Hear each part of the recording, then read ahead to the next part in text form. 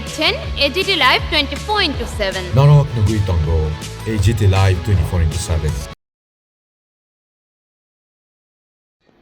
আজ আমাদের আগরতলা জিআরপিএস থানার অফিসার এসআই পঙ্কজ কুমার দাস, অন্যান্য স্টাফ এবং পার্শ্ববর্তী আরপিএফ স্টাফ মিলে আমাদের যে জয়েন্ট চেকিং চলছিল আগরতলা রেল স্টেশনের 1 নম্বর প্ল্যাটফর্মে, তখন হঠাৎ দেখি যে দুজন বিহারি ছেলে সাসপিশিয়াসলি দুটো ব্যাগ নিয়ে তারা ট্রেনে ওঠার চেষ্টা করছে।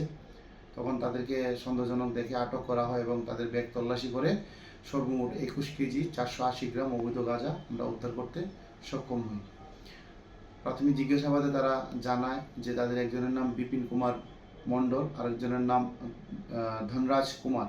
তারা দুজনের বাড়ি বিহার এবং তারা জানায় এই গাঁজাগুলি তাদের যে সহযোগীরা তারা এইদিকে স্টেশনে এনে দিয়েছিল এবং তারা এগুলি বহিরাজ্যে পাড়ি দেওয়ার উদ্দেশ্য ছিল।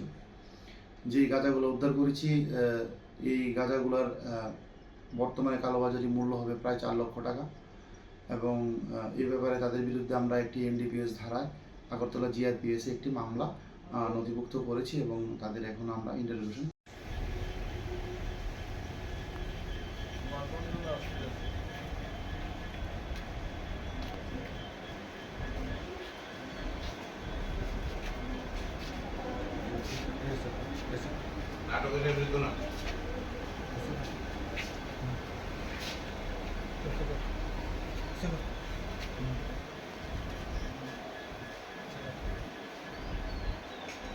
हंसने लगा मुंह में हंसने लगा।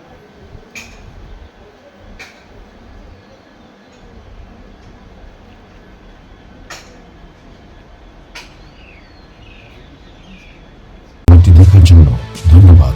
চিনি কত্তমা নাইমা বাগুই বেলাই বাই। ये न्यूज़ कंटेंट देखने के लिए शुक्रिया।